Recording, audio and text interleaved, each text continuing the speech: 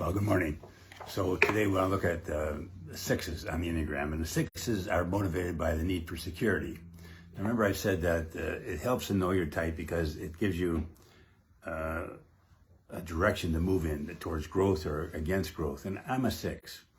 And so typically they use the term phobic and counterphobic as a direction of growth. So a phobic six tends to be outwardly fearful and seek approval, where a counterphobic six confront their fear. And both of these aspects can appear in the same person. And like I said, those terms are simply to indicate the growth movement. And for sure, I'm a pleaser. That's the seeking approval side of six. But being aware of that, I can counter it. So for example, as a pleaser, I want to help anybody who knocks on my door or my office as a therapist or coach. But realistically, I know that's impossible. But that was a good insight for me, that even though I'd like to help everybody, I can't. So that's a move against that phobic six. And on the other side, I know that I approach most challenges with a lot of fear. And apparently sixes do display the most fear of all the types. But I think of say, doing workshops or teaching or playing competitive sports. I always approach that with a good deal of fear. But the positive move is to do it anyway. And I think I've done that most of my life. So again, like I said, knowing some of this information it's helpful to know what the more positive move is and what the more negative move could be. And this is in hindsight, but those of you who know, I've always stressed the importance of safety in a relationship. And there's no doubt about it, safety is really important. But I'm sure part of that comes from my six energy, that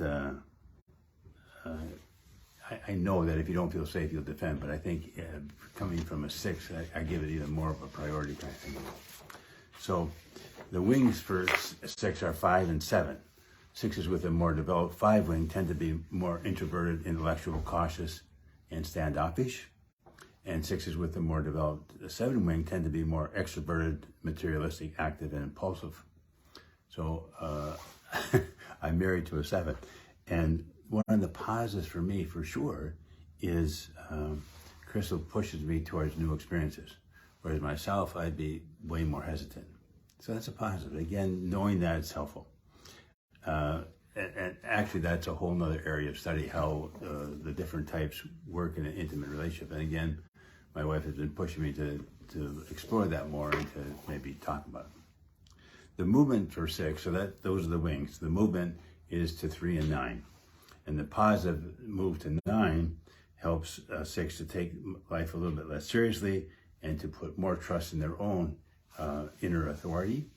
And the move to 3 helps them take decisive and effective action to feel good about what they accomplish.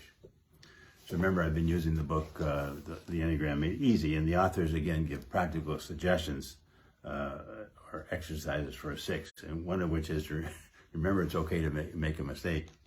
And again, for years, I've had a saying of Alfred Adler on my office wall: have the courage to be imperfect. So it's, and I tell clients it's more for me than for them, I'm sure, but it's just a helpful reminder for me.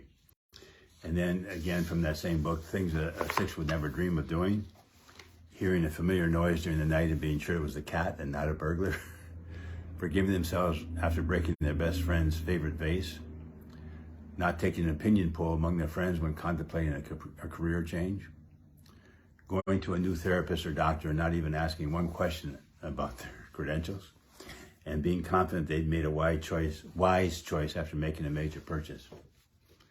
I don't think I identify with all those, but I think number 1, hearing the sound of the night. I think my immediate thing is, oh my God, what's going on? So again, this is just a quick overview. There's lots of information out there on the Enneagram, but one place for sure is my wife's website, Journey to Inner Wisdom.